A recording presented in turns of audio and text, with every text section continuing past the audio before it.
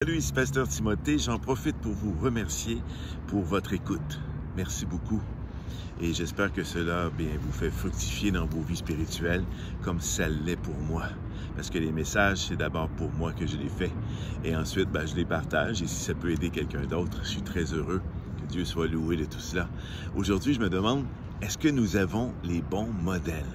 Parce que des modèles, c'est pas ça qui manque, c'est n'importe qui que nous rencontrons, que nous entendons, que nous voyons même. Et ce sont tous des modèles imposés parfois. On les entend et puis on les aime pas, on a des opinions. Mais c'est pas de ces modèles-là que je parle, c'est des modèles spirituels et à la limite, un seul pourrait suffire. Écoutez bien ça dans Jean 5, 19, ce que Jésus dit de son modèle. Parce que Jésus avait un modèle, une personne qu'il suivait, qu'il imitait et qui lui donnait aussi tout le succès qu'il a pu avoir sur cette terre. Et il est là le secret. Jésus reprit la parole et leur dit, en vérité, je vous le dis, le Fils ne peut rien faire de lui-même, mais seulement ce qu'il voit faire au Père, car ce que fait le Père, le Fils le fait pareillement. Amen. Voilà le modèle ultime, le Père. Mais c'est pas un modèle détaché, comme avec nos pères terrestres.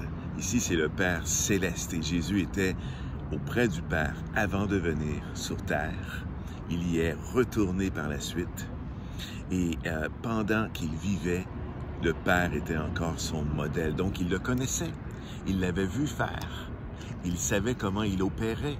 Il savait ce qu'étaient ses standards. Il savait lui obéir, mais lui obéir pas parce qu'il en avait peur, mais parce qu'il l'aimait. Parce que le Père, c'est sa nature que d'aimer, que de pardonner, que d'encourager et que d'être avec nous dans nos épreuves et nos souffrances.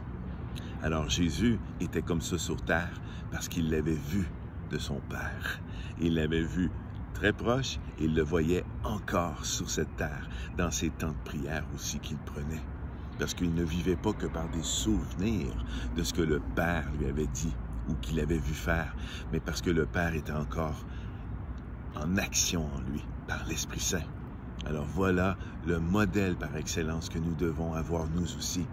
Alors il ne s'agit pas seulement de lire la parole, que d'entendre des gens parler de la parole, des pasteurs ou autres, mais d'abord et avant tout d'avoir une relation personnelle et intime avec le Père pour que nous puissions dire, nous aussi, moi ce que je vois faire au Père, je le fais pareillement.